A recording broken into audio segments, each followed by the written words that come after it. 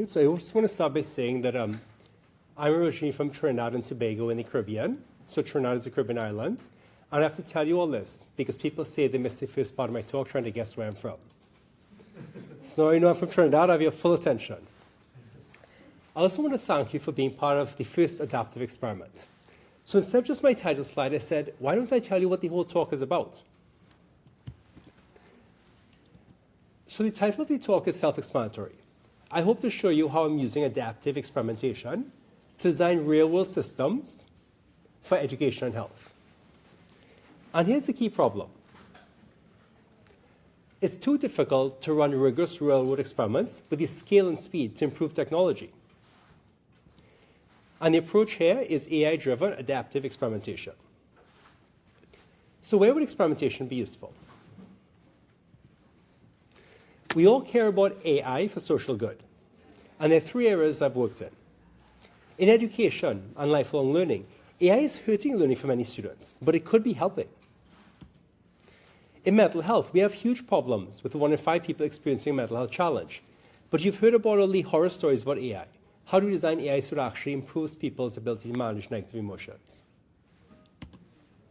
In physical health, inactivity risks avoidable diseases for 1.8 billion people. How could AI actually get people motivated to get them to exercise and be healthier? Now, the problem is, AI is helpful for some people some of the time. But other times, it's ineffective or even harmful. So how do we figure out when it's hurting, helping, or having no effect? This is where experimentation can be helpful. I'll give you one example. Let's say we take an AI coach that we built. This was to get people to exercise more. And let's take a piece of it. It might be helping some people, but maybe not others. And let's actually run an ABN experiment. Let's generate a different version and give it to 50% of people. Like, how would a walk make you feel better? Text back when you go. Or maybe there's a better idea. 50% of people can get another message. When could you go for a walk today? And the idea here is we're not just relying on our intuitions. We're actually randomizing people to see which of these actually result in more people walking. Now, A/B experimentation has driven billions of dollars in business value. It's foundational in science in the form of randomized controlled trials. But you know there's a but, right? We've run over 500 experiments with over 500,000 people. And here are the problems we see. Experimentation is underused for real-world social good. When you run an experiment that tests buttons, it can mislead you or it can help you. Some experiments get published in Science. The challenge is designing really good experiments in the context of social good. The difficulty is it's hard to run rigorous real-world experiments with the scale and speed we need to. So we develop adaptive experimentation methods to test more ideas rigorously at scale and speed improvement and personalization. Here's an example. How do we speed up adding and removing ideas? Start with an app like what I showed you, and let's actually use human LLM co-design to generate different versions. Then we actually deploy these versions to 50% of people, let's say, and we get user data. But after that data, we might get some evidence. For example, we might say that it looks like actually message 1 is better. Let's give it a 30, message 1 is less good. Fewer people walk. Let's give it to 30% of people. And message 2 is actually better. Let's give it to 70% of people. So what you're doing is you're using data in real time to give people what's more or less effective. Now, why that's good is as you're removing ideas, you can add new ideas in. So you can now actually re-rate your experiment where you now give people, just a few people, what's seemingly least promising, give more people what's looking good, and then keep adding in new options to test it out. What that means is over time, as you get more and more data, you can adjust your experiment to phase out what's working and add in what is. And then basically you get to an option where you might give people what's best for everyone. Does that make sense? Of course, we also want to discover how to personalize. What's best for you might not be best for me. In this image, think of the green group, like people who exercise a lot, and the orange group, people who don't exercise much at all. Message 1 might work better if you exercise a lot, but actually message 1 is worse if you don't exercise. Message 2 is better. So we want adaptive experiments to be able to discover how to personalize, so we give people what's best for them. So let's summarize this. This is the kind of key point. Take any app, any interface, any website, take a component, and generate different versions using human LLM co-design. Then deploy these in the real world and start actually analyzing data using reinforcement learning to figure out what's the probability a message is good for someone. Let's give it to more and more people so we can keep improving what's happening. This can also now lead us to do personalization, where we discover what's best for different people at different points in time. Does that make sense in terms of the approach of adaptive experimentation? And is it clear how it applies everywhere? Everything we do has better alternatives. Adaptive experimentation can help you find them. So our adaptive experimentation framework was fortunate in winning the $1 Million X Prize for the future of AI-driven experimentation. And we received a $3 million NSF grant to provide access to tools and methods that any of you could use. In particular, there's 6 fields that I work in where scientists and practitioners can now actually use these tools to advance their research questions and have more real-world impact. So I've used adaptive experimentation to establish substantive research programs in each of these 6 fields. And I think of each as having at least 10 papers in them.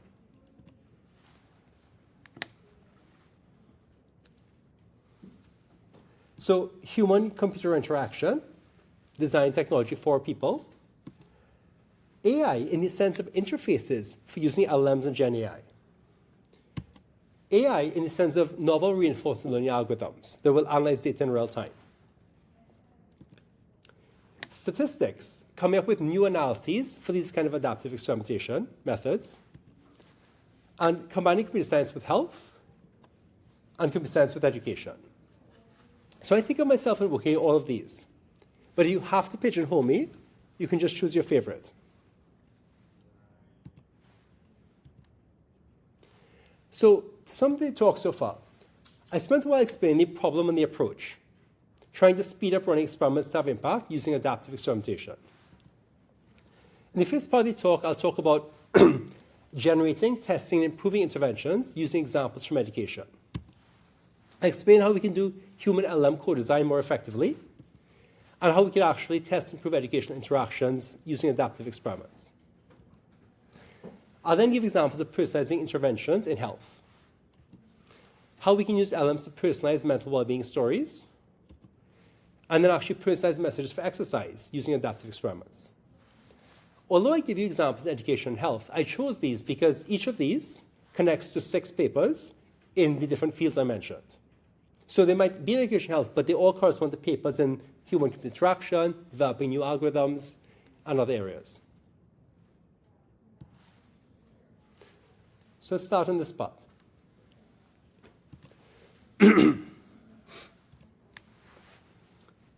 By intervention, I mean any set of actions that can change behavior. Think of an interaction with an educational chatbot. An intervention could be the entire AI system, option A1 versus A2. But you could actually be more fine-grained and rigorous. An intervention could actually be the prompt and context you give to an AI system. So you want to randomize these and figure out which of these is effective. Or it could actually be a sequence of interactions with an AI system. So the idea here is that we want to be able to think carefully about what level to compare interventions at, to see if we can figure out what's effective and how to improve it. It should also be clear that you can apply this to anything. For example, think of teaching in Canvas. You could do interventions where you experiment with sequences of web pages or assignments to see what's helpful. Or you could get very precise and think, let's say a student attempts a problem, and they get the answer.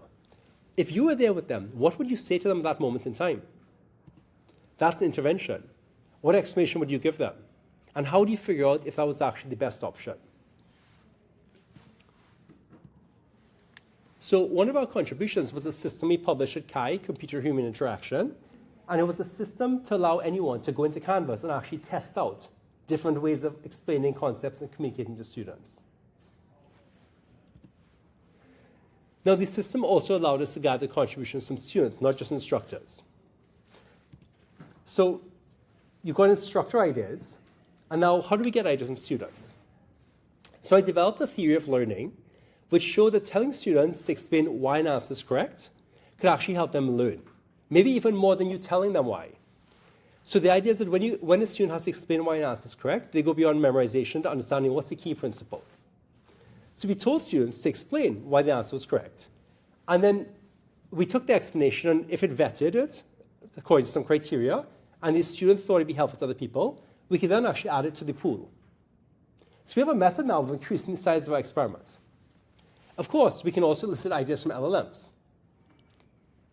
and add these to the pool. And another system we built was called AB Scribe. And what we did is develop a workflow where we could actually get LLMs to take as input ideas from students and instructors along with instructions and figure out how do we actually design better versions of these through a coordinated workflow. And we found in that user study that people found that this AB Scribe system gave better variations than ChatGPT. So it was a way of actually coordinating better generation of versions that were more diverse and more effective at what they want to get across. Sorry, can you say again, how did you generate the, like one of the reasons you might want LLM explanations is they're very quick and easy to generate. Are you fully using just human labor to generate the alternatives that you say are better? So we're using all of those. And so this is like a multi-stage workflow, but the key idea is this. In this setting, LMs are very good at generating things, you're right, but often these things are not that high quality. So one approach we use is actually to get LMs to generate a version, and that often gets instructors to generate better versions. Using the LLM one as like a starting point. Exactly, that's one way we did it. Another way, though, is, of course, when you get ideas from instructors or students, giving those as input to the LMs is helpful, because it kind of seeds it to what's part of the space to be in. You can also ask the LM with more detailed information. Here's what the pros and cons are of this explanation. It touches on this key principle of learning, but also actually gets students to generate things themselves. So you can actually get pretty creative. So for example, when I use LMs, I often prompt it with things like this. Here's a scientific paper on how people learn by explaining. Use this and other related research and coming up with different options. Does that make sense how AB Scribe is a tool for combining all of those different points of interaction?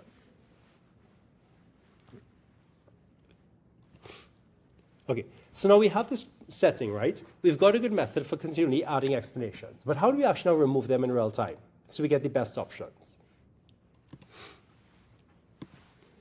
So the key idea here in this adaptive experiment is as we're giving people options, we want to analyze data. For example, if students rate an explanation as helpful or not. And here's the key idea. The probability of assigning an explanation, A1 versus A2, is based on the probability the explanation is best, such as being most helpful. So I'll say that again, that's very important. The probability of assigning an option is based on the probability that option is best. So for example, you can think of a randomized experiment as having a prior belief. We don't know what's better, so we're 50-50. But after we get some data, we shouldn't be 50-50, right? We should have some evidence that one might be better than another. So maybe there's a 30% chance that message 1 is better than message 2. So what do? We assign 30% of people. And this means we can actually add in new versions over time. Like we might add a third version. And the nice thing about this framework is you can actually incorporate qualitative information and expert knowledge. For example, we will assign this one 40% of the time, not because we necessarily think it's that good, but because we'd like to collect data about it. This one gets low probability because we've seen evidence it's not that promising. But it's still collecting data, and if we're wrong, it can come back. And so this is a setting where we can incorporate instructors' perspectives and their prior knowledge. And the idea is we're now changing probabilities over time. Does that make sense? Now, as we get more data, what do? Again, reweigh the probabilities. Maybe there's a 2% chance this is best, and a 73% chance this is best. So now, give it to 2% of people or 73% of people. And so ideally, we're converging towards giving people what's best. So you start at 50-50, and you end up giving something most of the time. Questions? Yes. One, how do you choose the percentage for the new option? And then two, like if you're asking a bunch of students which response is most helpful, I would imagine most of the time you don't converge to like one answer. Yep. You converge to a distribution. So can you comment on that? Yes, so it's two great questions. So the second part is personalization. I'll talk a bit more in the second part of the talk. And the idea here is, again, very powerful, I think. What's the probability of assigning the option? it's a probability that option is best. But now you have data about the students. So the probability of assigning it is based on, for example, the level of knowledge or the experience with the topic. So it's the same conceptual framework, but now the algorithm you use will be different. Okay? In terms of how you incorporate these, that's again trying to use like different processes for eliciting input from instructors and from scientists. That's how we set those probabilities, and it does require some qualitative work. But more broadly, I think the question is this. How do we choose these probabilities? I think that's something we can have decades of work on. How exactly we have particular statistical models and algorithms to choose these probabilities. But let me give you one example.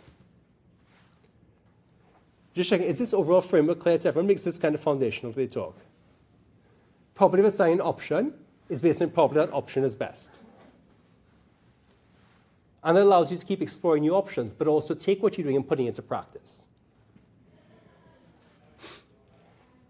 So in this case, we formulated as a multi-arm bandit problem using the algorithm Thompson sampling because it's interpretable and allows particular affordances in interacting with it. I should say we actually often use variations of Thompson sampling because we find issues when you deploy this in the real world. Despite people saying for decades it's great for experiments, there are a lot of issues that come up. But I'll give you a simple example here.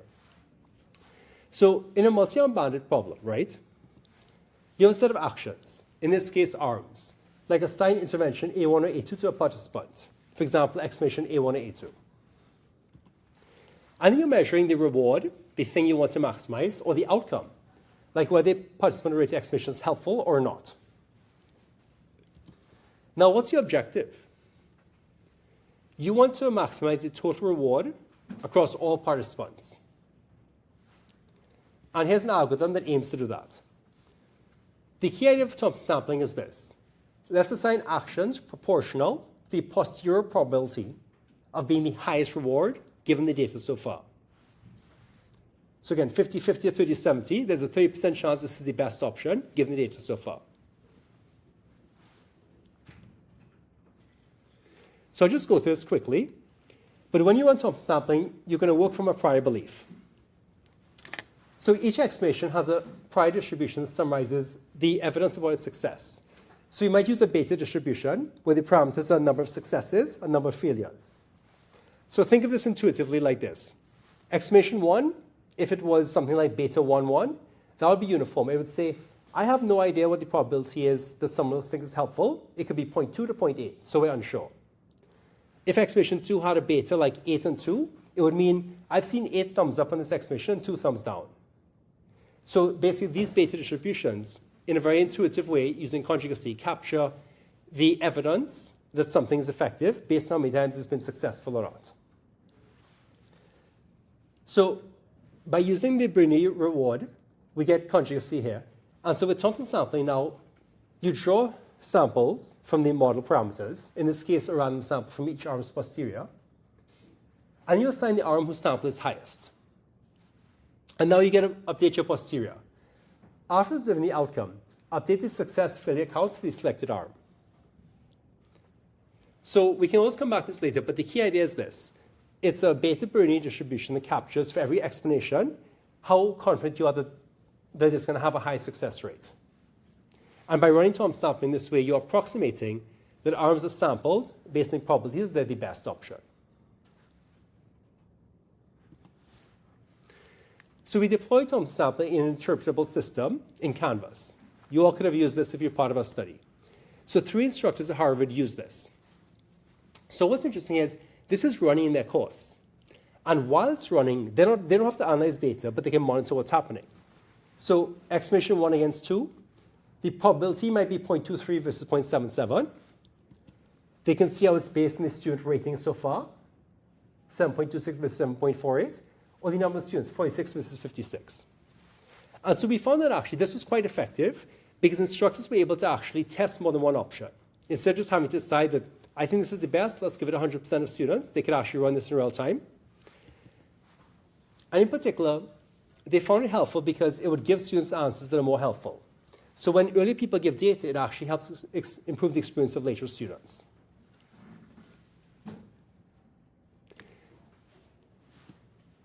Now you're probably wondering, this is a nice way of deploying a system. People are using it. It's having impact on instructors' way of thinking about their teaching. What's the impact on students?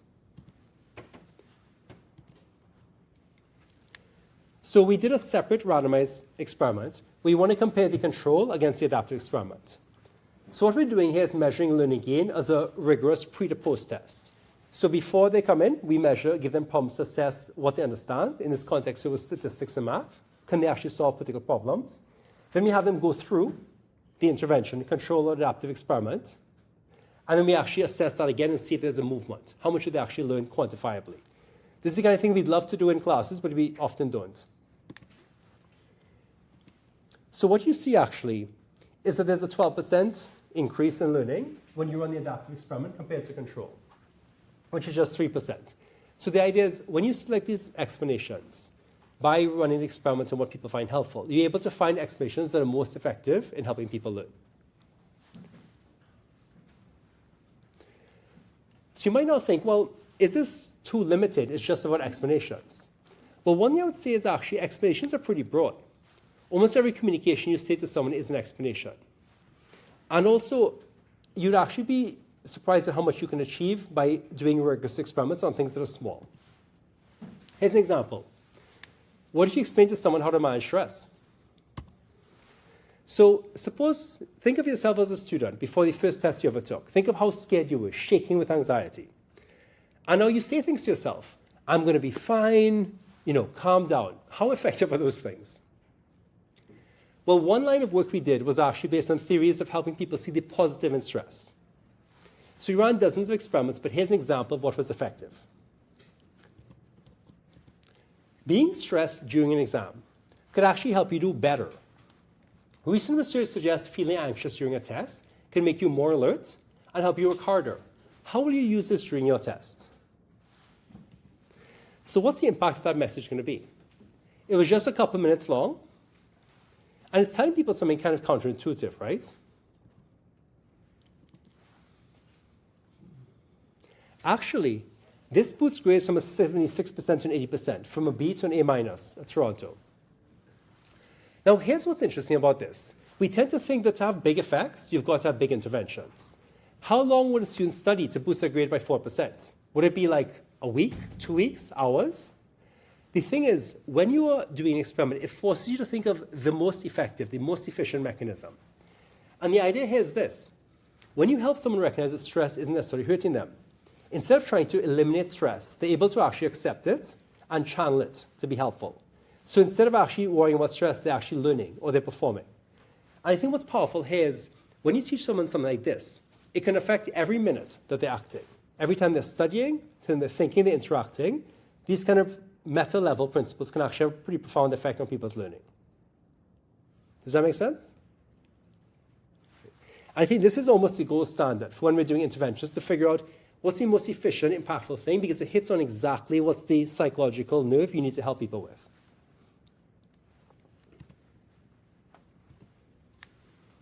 Okay, so what have we covered so far? I started with generating, testing, improving interventions, giving examples from education. We went through that human LLM co-design process where you'd have instructors suggesting ideas, students, learning scientists, LLMs, and we were able to show that that interface was actually more effective than a typical ChatGPT.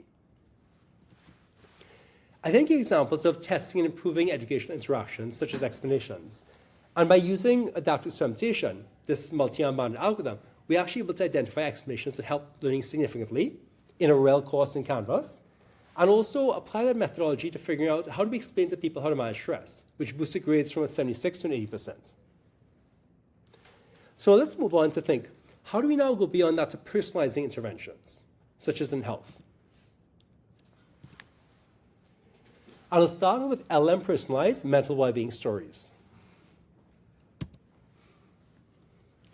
So who here gets stressed? Can everyone think of the last time they were stressed? Now, here's the thing. There are tons of solutions out there for you. Things like cognitive behavior therapy, hundreds of thousands of papers. But you know what the problem is? At the moment you're stressed, how is all of that helping you? Well, this is where AI can be quite effective, right? What we need to do is figure out how do we get you to share your circumstances, what's bothering you right now? And then somehow combine that with the hundreds of thousands of things that have been said, been communicated, been developed in clinical psychology and other areas, so that it comes into a form that hits what you need right there in that moment. That gives you something personalized uniquely to your situation. Does that make sense? So I've underlined the parts of each element in this principle. So first we asked you what's going on with you, what's bothering you. In this case, it was a student. They said, I'm not reaching my goals. I feel like I'm not making friends, and I feel really lonely. I'm angry and disappointed. So that's what the user takes. But now we actually take databases of clinician messages. And we showed actually these clinician messages are pretty effective actually at helping people manage those situations. So they turn stress from a negative to a positive. They improve. And it says things like, we fixate on what we've done wrong. But it's natural to not feel happy all the time. And then basically, using the prompt engineering framework, we actually now produce a brand new message that's LM personalized. It's the clinician's idea plus user context. So something like, it's okay to make mistakes and it's natural to feel lonely, combining what they said with the clinician message.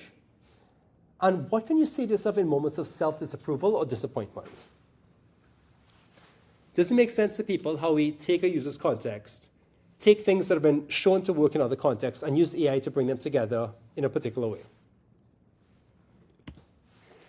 So what is interesting here is these clinician messages were already pretty effective, but we managed to see the LM personalized could actually improve upon them.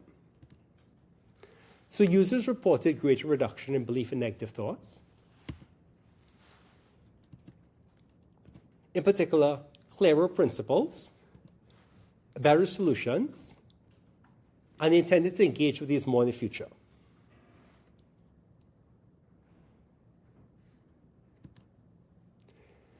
So let's move on from that to another kind of personalization. And I want to focus on exercise now because exercise improves both physical and mental health. And the question now is, how can adaptive experiments help personalize interventions to subgroups?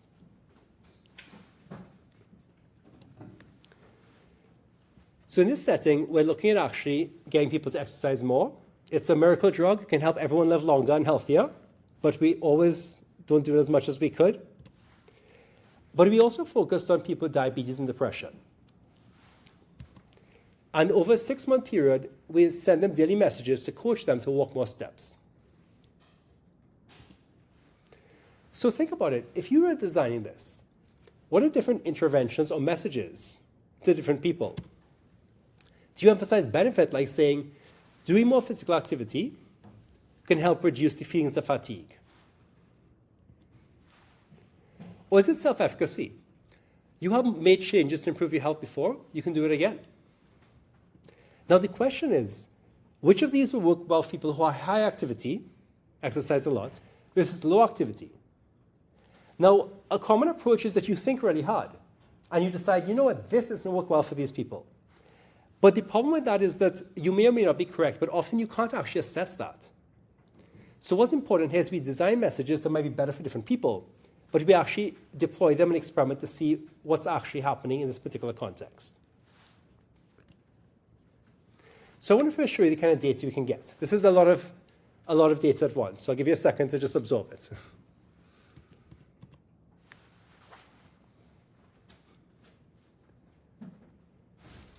So the vertical axis is the reward. We're going to optimize for the outcome, such as how many more steps they're walking. And we've got actually everyone combined here, message 1 versus 2. Now, what you're seeing here is that it seems like message 2 is better, right? Because it gets more people to walk. But that's because it's better for the orange group who don't exercise much. They're 80% of people. What's actually best for the green group, people who exercise a lot, which is only 20% of people? What's the best message for them? Actually, message 1 is better for them. So the problem here is that we actually are choosing what's best on average, but it's actually harmful to a statistical minority of people. This is an example of what you want to use experiments to discover. When is what seems best on average actually worse for a subset of people, such as an exercise? And I want to prompt you all for a second. This is actually a much bigger problem in everyday life. if you were doing something and some people said it was great, what would you do? You'd stop doing other things. So based on anecdotal data or qualitative data, we make many of these mistakes often. We think it's best on average, but we never actually test to figure out if we're wrong, if something else could be better for some people. Does that make sense? And of course, now what you want is an algorithm that's going to start off experimenting differently for groups. So you might discover, actually, it looks like that message 1 is a bit better for people in the green group, and message 2 is better for people in the orange. So you can experiment independently and discover that, and then actually personalize automatically. Does that make sense? Okay. In particular, the algorithm we can use here is contextual Thompson sampling. And what I find powerful about this framework is the probability of the best intervention is still what we want to think about. But now the probability of the best intervention depends on their subgroup, on contextual data about them. So in contextual bandit setting, there's a context. So you have xn is a vector of context features about the participant n, like are you low versus high activity? Did you respond or engage much to previous messages of kind y? What's your demographic information? So we have all this context we can start to analyze. And now in terms of the priors and reward model, we're actually using Bayesian linear regression, where reward is a function of the interaction between action and context. And we're using normal inverse gamma priors, so shrinkage is kind of analogous to ridge regression. And a similar kind of idea. With Thompson sampling, we're now drawing a sample of the model coefficients beta, and we play the best action per participant n based on their context x. And again, just to summarize, it's actually very simple to understand this in this setting, right? What's the probability of assigning an option based on their context? Okay, so what we did now is, again, we ran a randomized experiment where we then compared actually what's the increase in daily step count for people from the first month to the 6th month by the control, where we just sent them messages every week, a traditional experiment which equally randomized, and then an adaptive experiment using contextual Thompson sampling. So for the controlled traditional, there's not really much increase in how many steps they walk, despite a lot of energy going into that. What happens with the adaptive? You get up to 600 more steps per day, and that's a pretty substantial amount because these people are not walking. It can help their mental health as well as their physical health with diabetes and depression. So when we do run it adaptively and discover the kinds of effects I showed, you can actually give people a pretty big boost by personalizing to them. Does that make sense?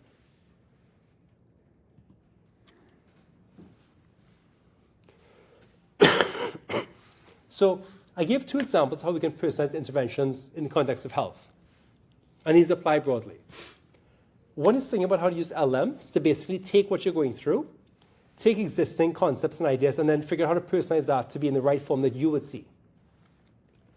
Second element here is these adaptive experiments to discover how to personalize. Not just assuming we know what's best, but actually experiment to figure out what's best on average and what's best for subgroups of people.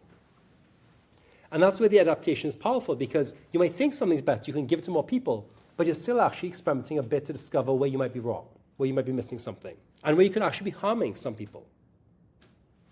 What we all worry that AI is doing and how often it's doing it. So in terms of future work, one line of work is better algorithms and statistics. So in a lot of this work, I think it's 50 years, people are saying these band algorithms are great at running experiments. There's some pretty clear problems that come up when you actually apply them in a real-world setting like education and health. They've got a higher false positive and negative rate, which means that when you run the experiment, there's a false positive where there's no difference, but the algorithm suggests that there is one. Or false negative where there is an important difference, but you miss it. So one theme of research we've got, funded by ONR, is actually what I call algorithm-attuned analyses. So what we do is we take tests that people understand and interpret like a z-test, and we actually construct a new version of the test statistic distribution using properties of the algorithm. So we've got analyses that are tuned to the algorithm itself. And that's a range of work. I have 2 PhD students in statistics and machine learning, so maybe over 10 papers in this area, and I think it's a huge direction for future work. We've also got statistically sensitive algorithms. So the idea now is, when you develop this algorithm and apply it and use it, how do we ensure it's giving us reliable data, that we can quickly discover what's effective and be confident and efficient about that? So let me give you one example I'm especially excited about. So we call this statistically sensitive Thompson sampling. So we designed this algorithm to be interpretable and interactive. So let's say you're running an experiment. You tell me, here's the parameter of a small difference. Maybe you think 1% is a small difference. She thinks it's 5%.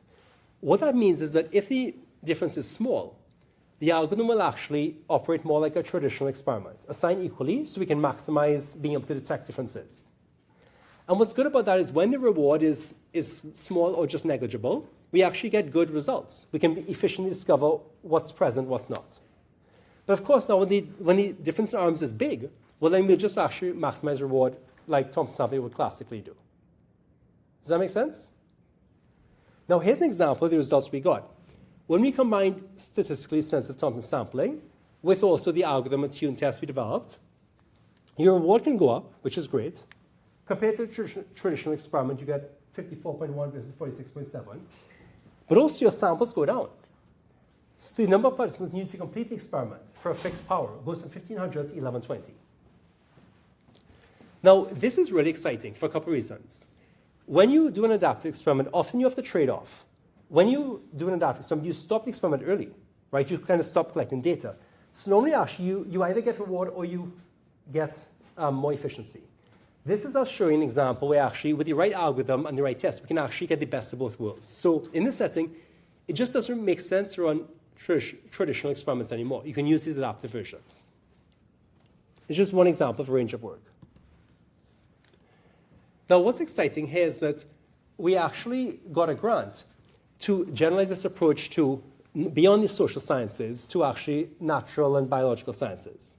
So in this setting now, we actually have to show you can reduce the data needed for scientific discovery, and we got a grant for doing this in biochemistry. So we showed you can actually run experiments in a lab, trying to test different kinds of mRNA, and be able to more efficiently discover which of them is effective. So this is another great direction for future work as well.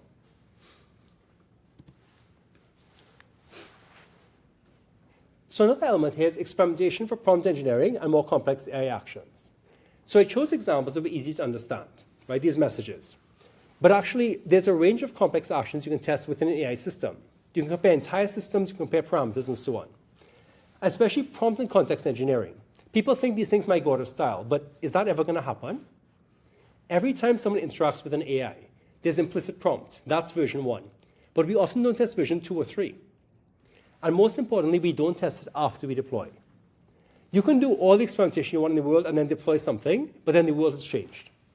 So you should actually keep experimenting while it's in deployment to figure out which prompts are working in what context. So that's a key theme for our future work, is using adaptive experiments to help people do prompt engineering better, and also teach people how to prompt AI models. So we're constantly on the back and front end, improving the way they interact with them. Does that make sense? Great. So final forward direction is this.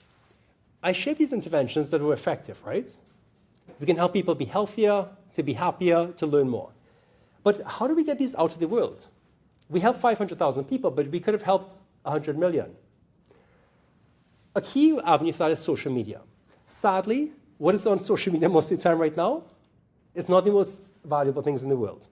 In fact, it has a lot of negative effects on mental health and also on polarization and conflict. But imagine actually if we can use adaptive experimentation to figure out how to use social media for social good. How do we identify viral content that's actually helpful for people? And we've actually done some work running competitions and crowdsourcing where we invite contributions from many different scientists using workflows where they propose ideas and we can actually evaluate them with adaptive experiments. And I think what's exciting here is that wouldn't it be great if people were just dying to share things like, here's how stress can actually make you more effective. Here's how you connect with people better. And we have had some success where, believe it or not, we got a video to over 2 million views that was about using probability in everyday life. Does that make sense to people, the vision there? How we could take things that are presented and try and package them in a form that people actually use them in new contexts.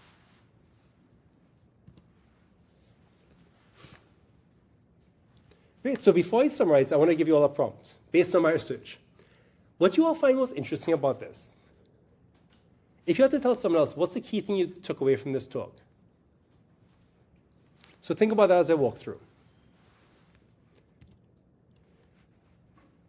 You have a better sense of how I use adaptive experimentation to design real-world AI systems for education and health. Hope you understand the problem. It's difficult to run rigorous real-world experiments at the speed and scale to test and then improve technology. And so AI-driven adaptive experiments accelerate testing, improvement, and personalization of these interventions. So what stuck with you? Was it ways of generating, testing, improving interventions in education? Like human LM co-design, ideas from instructors, students, LMs in a particular workflow? Was it figuring out how to actually identify explanations that help learning by testing many options at once and adding and removing the most effective using Thompson sampling? Was it that explanation of how stress could help that actually boosted grades by 4%? And I hope it's obvious that personalizing interventions is decades of work to do. I gave examples in health, like we could personalize LM mental well-being stories to what you're facing by taking insights from clinical psychology and other areas to bring them to you in the moment. And also, we can actually discover which messages help people to exercise. So people with diabetes and depression would actually walk up as much as 600 more steps. And especially how we do this by figuring out not just what's best on average, but where actually what we think is best could actually be bad for a statistical minority of people. So we can discover that and then automatically personalize. So I'll end with 10 more seconds. What's the key takeaway you got from this? What resonated with you or stuck with you?